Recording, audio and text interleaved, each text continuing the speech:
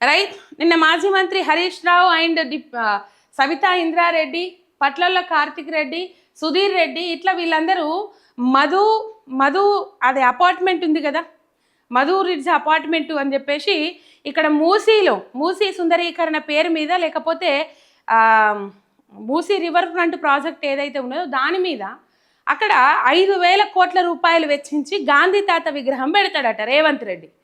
ఇలా నేను రేవంత్ రెడ్డిని ఒకటే ప్రశ్న అడుగుతున్నా, అందరూ శరీరం మీదకి చొక్కా వేసుకునేంత వరకు, పేద ప్రజలు శరీరం మీదకి చొక్కా వేసుకున్నంత వరకు నేను చొక్కా వేసుకోనని చెప్పేసి గాంధీ తాత చొక్కాను త్యాగం చేసి ఆయన ఏమంటారు వడికిన చెరక ఏదైతే ఉన్నదో ఆ చెరకాతోనే ఆయన వడికి ఒక గోసి ధరించిండు తప్ప అంతవరకు ఆయన బట్టలు ధరించలే.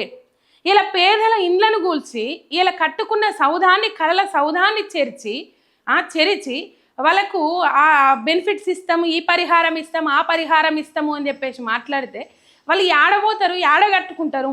అంతమందిని ఖాళీ చేపియాలని చెప్పేసి చూస్తూ ఉన్నాడు రేవంత్ రెడ్డి.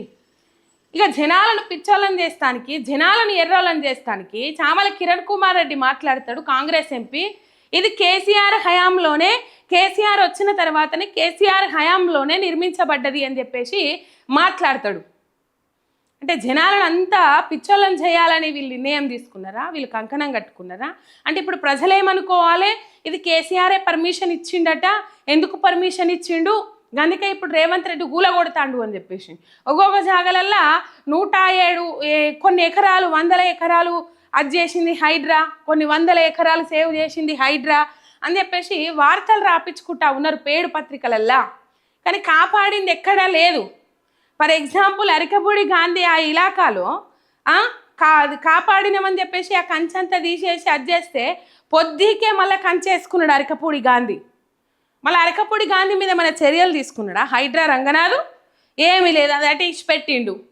మరి ఎట్లా చెప్పుకుంటారో వీళ్ళు ఇవి కాపాడినాం, అవి కాపాడినాం, అవి కాపాడినాం, ఇవి కాపాడినాం అని చెప్పేసి.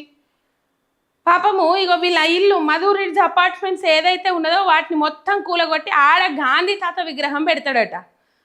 మెగా కృష్ణారెడ్డికి అప్పగించడం కోసమే ఇదంతా నడుస్తూ ఉన్నది. రేవంత్ రెడ్డి ఏదన్నా ఆలోచన చేసిండా అంటే దాని వెనుక రియల్ ఎస్టేట్ వ్యాపారం ఉంటుంది, రియల్ ఎస్టేట్ భూదందా ఉంటుంది. ఇలా మధు రిడ్జ్ అపార్ట్మెంట్కు సంబంధించి 2000 కేసీఆర్ వచ్చిన తర్వాతనే కట్టిండ్రు, దాన్ని కేసీఆర్ వచ్చిన తర్వాతనే పర్మిషన్లు ఇచ్చిండ్రు అని చెప్పేసి 2012వ సంవత్సరంలోనే అది తెలంగాణలో ఉమ్మడి ఆంధ్రప్రదేశ్లో కాంగ్రెస్ ప్రభుత్వం ఉన్నప్పుడే మధు రిడ్జ్ అపార్ట్మెంటు కంప్లీట్ అయింది. దానికి సంబంధించిన ఆధారాలు ఉన్నాయి. ఇక చామల కిరణ్ కుమార్ రెడ్డి మాట్లాడతాడు, ఏమో చేద్దామని అనుకున్నాడో ఏం కథనో కానీ తెలియదు. మొత్తం మీద ఒకసారి చూడుర్రి, ఆయన మాట్లాడిన మాటలు చూడుర్రి. 2012 ఉన్నటువంటి బిల్డింగ్ పర్మిషన్స్ ఉన్నటువంటి జీవో ప్రకారం ఆయన మాట్లాడతాడు, ఈనుర్రి. 30 మీటర్స్ బఫర్ ఉండాల్సిన అవసరం ఉంది. కానీ గత ప్రభుత్వం ఏదైతే కమిషన్లకు ప్రకృతి పడి హైదరాబాద్ నగరంలో ఇష్టానుసారంగా పర్మిషన్లు ఇచ్చి కమిషన్లు దండుకోవాలన్న ఆలోచనతోటి చేసినటువంటి దౌర్భాగ్య పనికి ఈ రోజు అక్కడ ఉన్నటువంటి బిల్డింగ్ లో ఉన్నటువంటి ఎంపీ ఎట్లా అయిండో నాకు అర్థం కాదు. రాజగోపాల్ రెడ్డి గుర్తాడు కాంపన్సేషన్ ఇచ్చే ప్రయత్నం చేస్తుంది. బిల్డర్లపై కూడా కేసులు కట్టి వాళ్ళతోటి కూడా నష్టపరిహారం ఇచ్చే ప్రయత్నం చేస్తుంది. ఎందుకంటే 30 మీటర్లు బఫర్ ఉండాల్సిన దగ్గర ఈ మధు పార్క్ రీచ్ అనే అపార్ట్మెంట్ వారు 9 మీటర్ల బఫర్ చూపించి పర్మిషన్ తీసుకున్నారు మీద. ఇది టోటల్ గా గత ప్రభుత్వాల నిర్లక్ష్యం, అధికారులకు ఉన్నటువంటి ఆలోచనతోటి వాళ్ళకు కమిషన్లు దండుకోవాలి, కరప్షన్ చేయాలన్న ఉద్దేశంతో ఇటువంటి వాటికి పర్మిషన్ ఇచ్చింది. ఏమంటాడు మన చామలన్న ఇలా ఇది కేసీఆర్ హయాంలోనే పర్మిషన్లు ఇచ్చిండ్రు, కేసీఆర్ హయాంలోనే కట్టబడ్డాయి అని చెప్పేసి మాట్లాడుతూ ఉన్నాడు. ఈయన కాంగ్రెస్ మనిషా లేకపోతే ఎక్కడన్నా ఊడిపడ్డ మనిషా? కాంగ్రెస్ హయాంలోనే 2012వ సంవత్సరంలో ఈ మధు రిడ్జ్ అపార్ట్మెంట్స్కు కంప్లీట్ అయిపోయింది. అప్పటికే 2012వ సంవత్సరంలోనే ఈ మధు రిడ్జ్ అపార్ట్మెంటు కంప్లీట్ అయింది. దానికి సంబంధించిన ఫోటో కూడా ఉంది, నేను చూపెడతా. కేసీఆర్ హయాంలో పాపము అక్కడ నీళ్లు లేవు, దాన్ని ఖాళీ చేసి వెళ్ళిపోతామంటే నీటి వసతులు కల్పించిండ్రు. నీటి సౌకర్యాలు కల్పించిండ్రు, పైప్ లైన్ వేసి ఆ మధు రిడ్జ్ అపార్ట్మెంట్కు మంచినీటి సౌకర్యం కల్పించిండ్రు కేసీఆర్ హయాంలో వచ్చిన తర్వాత. ఎందుకంటే అక్కడ ప్రజలు ఇబ్బంది పడుతూ ఉన్నారు అని చెప్పేసి. ఈ మధు రిడ్జ్ అపార్ట్మెంట్ అనేది 2012వ సంవత్సరంలోనే కంప్లీట్ అయింది. అప్పుడు కాంగ్రెస్ పార్టీ అధికారంలో ఉంది తెలంగాణ రాష్ట్రంలో. తెలంగాణ కాదు, ఉమ్మడి ఆంధ్రప్రదేశ్లో. అప్పటికి మన తెలంగాణ రాష్ట్రం రాలే. మరి తెలంగాణ రాష్ట్రం రాకపోయినప్పటికీ కేసీఆర్ ఎట్లా పర్మిషన్లు ఇచ్చిండ్రు? పోయిన ప్రభుత్వం కమిషన్లకు కక్కుర్తి పడి ఇచ్చింది అని చెప్పేసి చామల మాట్లాడుతాడు. మరి ఇలా మీరు ఏ కమిషన్ల కోసం ఆ అపార్ట్మెంట్ గూల్ చేసి 5,000 కోట్ల గాంధీ తాత విగ్రహానికి టెండర్లు పిలుస్తారో చెప్పాలి. ఏ కమిషన్ల కోసం ఇలా మూసి సుందరీకరణ పేరుతోటి పేదల ఇండ్లు ఖాళీ చేపించి పేదలను అక్కడి నుంచి లేకుండా తరిమేయాలని చూస్తూ ఉన్నారు. ఆలోచన చేసి చెప్పాలి. ఇక ఇంటురు కదా అని చెప్పేసి ఏది పడితే అది మాట్లాడితే ఇంటారు. ఏది మాట్లాడినా మేము అధికారంలో ఉన్నాము, ఏది మాట్లాడినా వాళ్ళు అదే నమ్ముతారు అని చెప్పేసి అంటే ఎట్లా సారు? ఇగో ఇది ఎక్కడ కనబడతా ఉన్నది? ఇది date Madhu park ridge located in longer house Hyderabad అని చెప్పేసి. ఎప్పుడు ఇది 2012 జూలై 3. రైట్, కనబడుతుందా మీకు? ఇది కంప్లీట్ అయింది 2012లోనే కంప్లీట్ అయింది అప్పటికే. అంటే దీన్ని ఎన్ని ఏళ్ళ కింద మొదలు పెట్టిర్రు కావచ్చు? ఒక 3-4 ఏళ్ళ కిందనన్నా మొదలు పెట్టుంటారు ఈజీగా. 2008, 2009 ఆ టైంలో ఏమన్నా మొదలు పెట్టిరు కావచ్చు. ఈ మధు రిడ్జ్ అపార్ట్మెంట్ అనేది 2012వ సంవత్సరంలోనే కంప్లీట్ అయింది.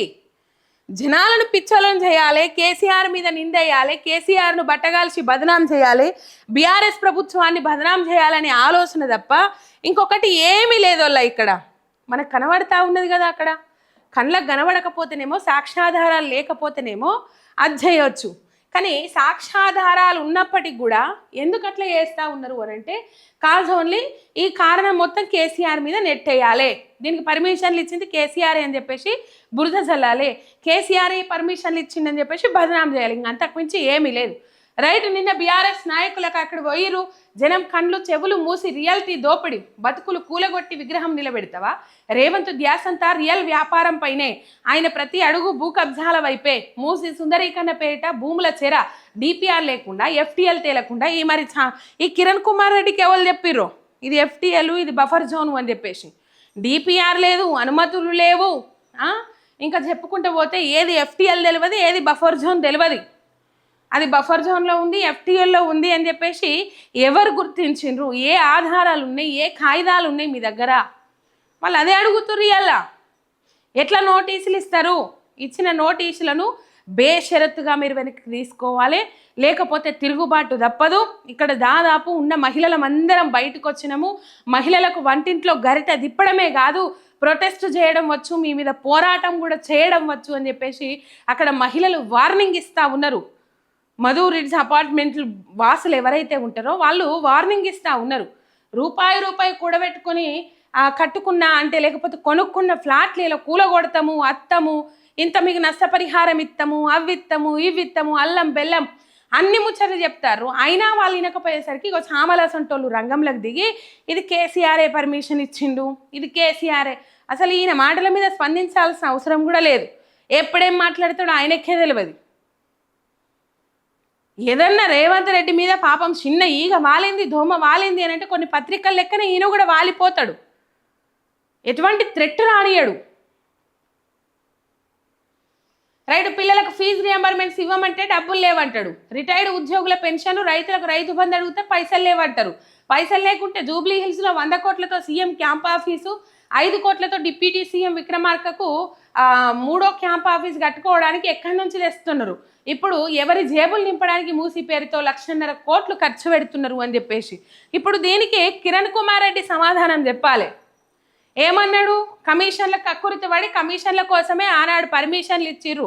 అది 2012లోనే పూర్తయినప్పటికి కూడా, కేసీఆర్ గారి హయాంలో దానికి పర్మిషన్లు ఇవ్వకపోయినప్పటికి కూడా, అది తప్పు ముచ్చట అయినప్పటికి కూడా అబద్ధాన్ని అతికినట్టు చెప్పే ప్రయత్నం చేసిండు. కానీ అప్పుడే దొరికిపోయిండు. ఉంటాయి కదా వీడియోలు ఉంటాయి, ఆధారాలు ఉంటాయి, ఎక్కడ ఏం కథ, ఏమైంది, ఎప్పుడు కంప్లీట్ అయింది అనేది డాక్యుమెంట్స్ ఉంటాయి, అవన్నీ ఉంటాయి కదా. అప్పుడే పట్టుబడ్డాడు. రైట్, ఏ వీటికి పైసలు లేవంటాడు. 5,000 కోట్ల రూపాయలు పెట్టి గాంధీ తాత విగ్రహం పెడతాడు.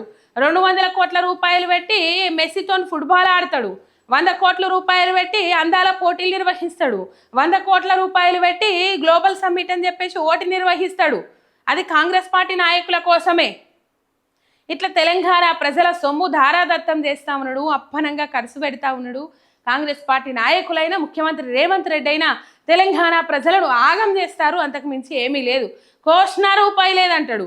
80% కంప్లీట్ అయిన పనులు పూర్తి చేయడానికి పైసలు లేవని చెప్పేసి నిన్న మాట్లాడతాడు. 80% కంప్లీట్ అయిన పనులు ప్రాజెక్టులు పూర్తి చేయడానికి పైసలు లేవని మాట్లాడతాడు. మరి ఇక్కడ 5,000 కోట్ల రూపాయలు ఇక మేడిగడ్డ పియర్సు దానికి 200 నుంచి 400 కోట్ల రూపాయలు కూడా ఖర్చు కాబట్ట. ఇలా ఎన్ని పైసలు ఖర్చు పెట్టిర్రోల్లా, ఎన్ని పైసలు ప్రజల సొమ్ము ఉట్టిగా ఉచితార్థంగా బూడిదలో పోసిన పన్నీరు చేస్తారు వాళ్ళ సొంత ఖర్చుల కోసం ఖర్చు పెట్టించుకుంటా. అటు ఇటో మీద ఖర్చు పెట్టినా 1000 కోట్ల రూపాయలకు మీద అవుతాయి కదా. మరి దారుణం, అధ్వానం.